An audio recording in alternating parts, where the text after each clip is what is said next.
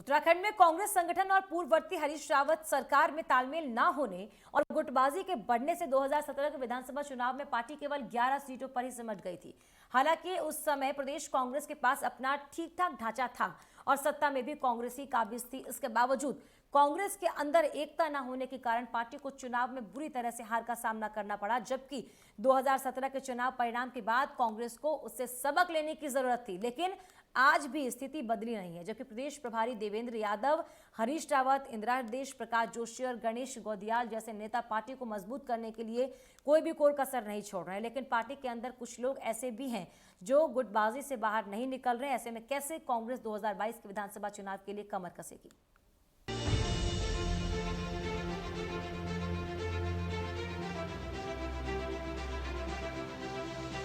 उत्तराखंड में कांग्रेस संगठन और पूर्व की हरीश रावत सरकार में तालमेल न होने की वजह से गुटबाजी के बढ़ने से विधानसभा चुनाव में पार्टी केवल 11 सीटों पर ही सिमट गई थी। हालांकि उस वक्त राज्य कांग्रेस के पास अपना ठीक ठाक ढांचा था और सत्ता भी थी, लेकिन विभिन्न धड़ों के बीच एकता न होने के कारण पार्टी चुनाव में बुरी तरह पराजित हो गई। होना तो ये चाहिए था कि कांग्रेस पार्टी चुनाव परिणामों से कुछ सबक लेती, लेकिन स्थिति अभी भी बदली नहीं है।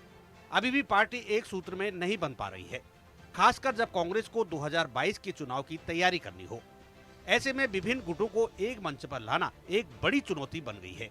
इस चुनौती से पार पाने के लिए नए प्रभारी ने कमर जरूर कस ली है, लेकिन अभी उनकी बातों का कितना असर होगा ये आने वाला वक्त बताएगा। यदि सूत्रों की माने तो देवेंद्र यादव ने प्रभारी के तौर पर अपने दौरे में संगठन को साफ संकेत और निर्देश दिया था कि लापरवाही अब नहीं चलेगी। संगठन में सभी पदाधिकारियों की जिम्मेदारी तय कर दी जाए, साथ ही जिलों में भेजकर चुनावी तैयारियों की शुरुआत की जाए। लेकिन ऐसा बताया जा रहा है कि अभी तक भी संगठन में जिलों के प्रभारी, विधानसभाओं के प्रभारी न बनने को लेकर जिम्मेदारी तय न होने से वो नाराज हैं। उत्तराखंड में साल 2017 के चुनाव के बाद कांग्रेस को आत्ममंथन के दौर से गुजरना चाहिए था। विधानसभा चुनाव में केवल 11 सीट पाकर कांग्रेस जिस तरह धाराशायी हुई थी, कांग्रेस में आंतरिक बिखराव उसकी एक बड़ी वजह बताई गई थी और आंतरिक तौर पर राज्य कांग्रेस में जमकर गुटबाजी हावी थी। नरेंद्र मोदी की लहर उत्तराखंड राज्य में चली और बिखरी कांग्रेस के पास इसका जवाब नहीं था। सोचा यही गया था कि चुनाव परिणामों की समीक्षा कर फिर से पार्टी खड़ी होगी, लेकिन हर अवसर पर कांग्रेस खेमों में बटी दिखी। चुनाव के बाद 4 अप्रैल 2017 को प्रीतम सिंह को राज्य कांग्रेस का नेतृत्व सौंपा गया, लेकिन प्रीतम सिंह अपनी नई कार्यकारिणी को सामने नहीं ला सके। नेतृत्व उनका जरूर था, लेकिन संगठन पुराने ही ढर्रे पर चलता रहा।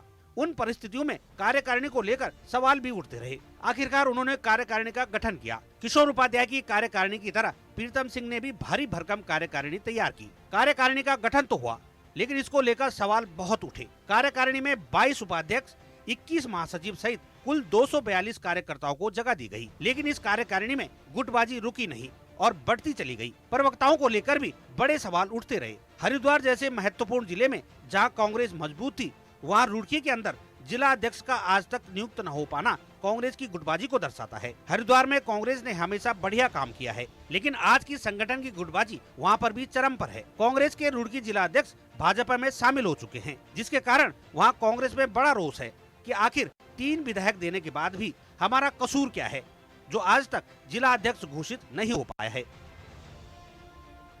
देवेंद्र यादव ने राज्य प्रभारी की जिम्मेदारी हाथ में लेते ही प्रदेश का पहला दौरा किया। ऐसे समय में कांग्रेस के हर बड़े नेता की उपस्थिति कांग्रेस भवन में जरूर दिखी। तब कांग्रेस के अंदर सबसे ज्यादा चर्चा इसी बात को लेकर थी कि क्या नए प्रभारी कांग्रेस को पटरी पर ला पाएंगे।